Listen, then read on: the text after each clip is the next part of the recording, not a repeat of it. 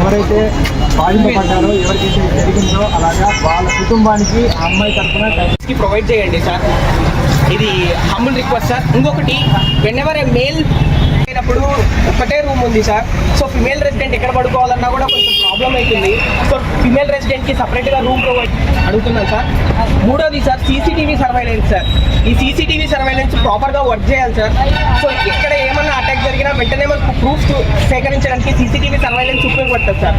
ఉంటారు. సో మాకు ప్రాపర్గా వర్క్ చేసుకోవడానికి కూడా మాకు బ్రెయిన్ పనిచేయదు సార్. సీరియస్లీ చెప్పాలంటే 3-4 వాళ్ళు. ఐదోది సార్, మీరు ఫిమేల్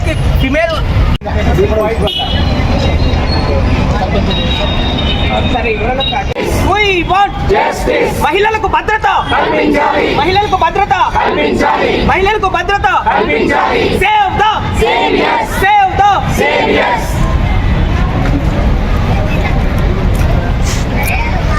రంజన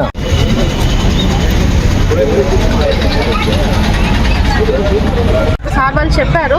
అయితే ఒకటి గుర్తించాల్సింది ఏంటంటే సమాజంలో స్త్రీలకు భద్రత లేకుండా పోయింది. అది నిజంగా అందరం ఇవాళ బాధపడాల్సిన విషయము. ఎంత ఘోరంగా, ఎంత పైశాచికంగా అలాంటి సంఘటనలు ఇప్పటికీ జరుగుతున్నాయి. తర్వాత ఇంకా బాధించే విషయం ఏంటి అంటే అధికారులు కానీ ప్రభుత్వం కానీ స్పందించకపోవడము నిజంగా చాలా బాధగా ఉంది. సో ఎవరైతే దీన్ని యాక్చువల్గా చేయాలి అంటే దీనికి పరిష్కారం కల్పించాల్సినటువంటి వాళ్ళు మౌనంగా ఉండడము మాకందరికీ బాధ కలిగిస్తుంది. సో ఇది ఖచ్చితంగా అందరికీ తెలియాల్సినటువంటి విషయము. పబ్లిక్ కూడా మాకు సపోర్ట్ రావాలి. మేడం గారు చెప్పినట్లు ఇది కేవలం డాక్టర్స్ యొక్క సమస్య కాదు. సమాజంలో స్త్రీలు అందరికంటే ముందు రావడము, పనిలో కానీ అన్నింటిలో విషయాల్లో ముందుకు రావడం అన్నది ఒక రకంగా మనం సాధించినటువంటి పార్షల్ అచీవ్మెంట్ అది. కానీ దాన్ని అందరూ కూడా గొంతు నులిమేస్తున్నారు. ఎవరు కూడా బయటికి మాట్లాడలేక ఇలాంటివి అరాచకాలు జరిగే కొద్దీ ప్రజల్లో, ఆడవాళ్ళలో భయం పెరుగుతుంది. ఈ భయం పోవాలి అంటే నేను పర్సనల్గా అనుకునేది ఏంటి అంటే జడ్జ్మెంట్ అనేది ఇమ్మీడియట్గా రావాలి. Judgement or justice delayed is justice denied అనేది 100% కరెక్ట్ అండి. వేరే దేశాల్లో చూస్తున్నాము ఇలాంటివి చేసినటువంటి వారికి వెంటనే కఠినమైనటువంటి శిక్షలు ఉన్నాయి కాబట్టి ప్రజలలో భయం ఉంటుంది.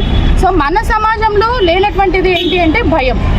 కాబట్టి అందరం కూడా దీనికోసము మా గొంతులు ఎత్తి మాట్లాడుతున్నాము. సో మా అందరి యొక్క ఆవేదన ఒకటే. సో దయచేసి మహిళలకు పని చేసే దగ్గర రక్షణ కల్పించండి. సమాజము, కుటుంబాలు, దేశం అందరూ సపోర్ట్ చేయాలి స్త్రీలను. Thank you.